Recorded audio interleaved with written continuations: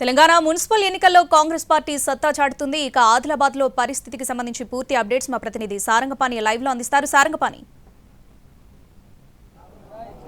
శ్రావణి, ఆదిలాబాద్ ఉమ్మడి జిల్లా వ్యాప్తంగా ఇప్పటికే పోలింగ్ కౌంటింగ్ సంబంధించిన ఫలితాలు ఒక్కొక్కటి వస్తున్నాయి. ప్రస్తుతం కేతనపల్లి అదేవిధంగా ఆసిఫాబాద్ మున్సిపాలిటీలో బీఆర్ఎస్కు అధిక స్థానాలు వచ్చాయి. బీఆర్ఎస్ సిపిఐ కూటమి కట్టి కేతనపల్లిలో ఎక్కువ స్థానాలను సంపాదించుకుంది. ఇక్కడ కాంగ్రెస్ పార్టీకి ఒక విధంగా షాక్ అని చెప్పొచ్చు. ఇక మరోవైపు ఆసిఫాబాద్ విషయానికి వస్తే ఆసిఫాబాద్లో సైతం ఇండిపెండెంట్ కీలకంగా మారాయి. ముఖ్యంగా ఆదిలాబాద్లో ఎక్కువ స్థానాల్లో బీజేపీ ముందంజలో ఉంది.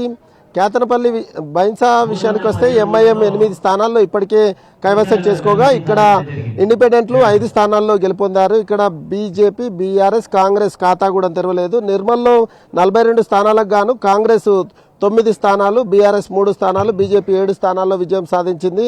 ఖానాపూర్ విషయానికి వస్తే మొత్తం 12 వార్డులకు గాను 6 స్థానాలు లెక్కింపుకు సంబంధించి మనకు అందుతున్న సమాచారం మేరకు కాంగ్రెస్ 3 స్థానాలు, బీఆర్ఎస్ 1 స్థానం, బీజేపీ 1 స్థానం, ఇండిపెండెంట్ 1 స్థానం. ఈ విధంగా ఇక ఆసిఫాబాద్ విషయానికి వస్తే ఆసిఫాబాద్లో 7 స్థానాల్లో కాంగ్రెస్ విజయం సాధించగా బీఆర్ఎస్ 9 స్థానాల్లో విజయం సాధించింది.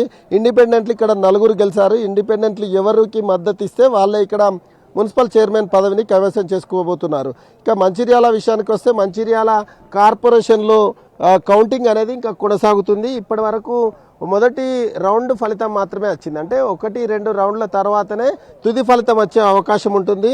ఇక కేతనపల్లిలో అయితే చెన్నూరు కాన్స్టిట్యున్సీకి సంబంధించి మంత్రి ప్రాతినిధ్యం వహిస్తున్న వివేక్ ప్రాతినిధ్యం వహిస్తున్న కేతనపల్లి మున్సిపాలిటీలో 22 వార్డులు ఉండగా ఇక్కడ చూసుకుంటే ఈ పొత్తులో భాగంగా సిపిఐ బీఆర్ఎస్ 10 స్థానాలు సాధించింది.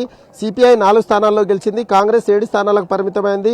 ఇండిపెండెంట్లు 1 స్థానంలో గెలిచారు. అయితే సిపిఐను బీఆర్ఎస్ కలిస్తే 14 స్థానాలు కైవసం చేసుకున్నట్టే. అంటే 22 వార్డులకు గాను 14 స్థానాల్లో వీళ్ళు విజయం సాధించారంటే మున్సిపాలిటీ వీళ్ళ చేతుల్లోకి వెళ్ళిపోయిన పరిస్థితి. ఇక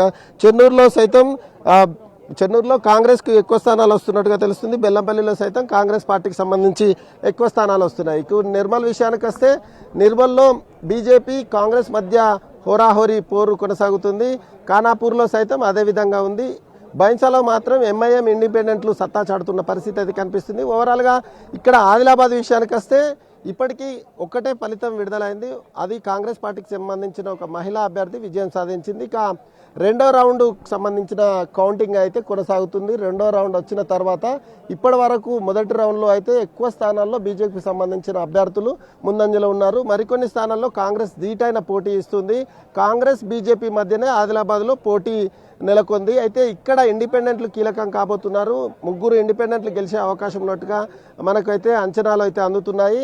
ఇక ఉమ్మడి ఆదిలాబాద్ జిల్లా విషయానికి వస్తే కొన్ని చోట్ల కాంగ్రెస్ సత్తా చాటుతుంటే మరికొన్ని చోట్ల బీజేపీ విజయడంకాను మోగిస్తుంది. మరికొన్ని చోట్ల అయితే మంచిర్యాల జిల్లా విషయానికి వస్తే బీఆర్ఎస్ సైతం టగ్ ఆఫ్ వారిస్తుందని అయితే చెప్పచ్చు. ఓవరాల్గా ఇప్పటి వరకు అందుతున్న ఫలితాల మేరకు ఒకచోట బీఆర్ఎస్, అదేవిధంగా కేతనపల్లిని బీఆర్ఎస్, సిపిఐ కైవసం చేసుకుంటే ఆసిఫాబాద్లో, కొమరంభీం జిల్లా ఆసిఫాబాద్లో మాత్రం బీఆర్ఎస్కు ఎక్కువ స్థానాలు వచ్చాయి. ఇక్కడ ఇండిపెండెంట్లు ఎవరికి మద్దతు ఇస్తే వారికి వెళ్తుంది. కాగజ్నగర్లో సైతం బీజేపీ, బీఆర్ఎస్ మధ్య పోటీ నెలకొంది. కాంగ్రెస్ సైతం కొన్ని స్థానాలు వస్తున్నాయి. ఇక్కడ ఎవరికైనా మద్దతు ఇవ్వాల్సిన పరిస్థితి ఏర్పడుతుంది. ఎవరికి క్లియర్ మెజార్టీ వచ్చే అవకాశం లేదు.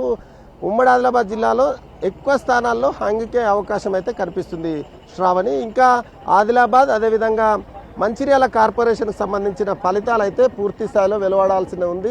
కేవలం మంచిర్యాలలో ఇప్పటి వరకు ఒక్క కార్పొరేషన్లో ఒక్క డివిజన్ సైతం ఫలితం రాలేదు. ఆదిలాబాద్లో మాత్రం కేవలం 2టికి సంబంధించిన వార్డులకు సంబంధించిన ఫలితమే వచ్చింది. ఇంకో 2 గంటలైతే మిగతా ఫలితాలు వచ్చే అవకాశం అయితే ఉన్నట్లుగా అధికారులు చెప్తున్నారు Sravani. Thanks for the updates.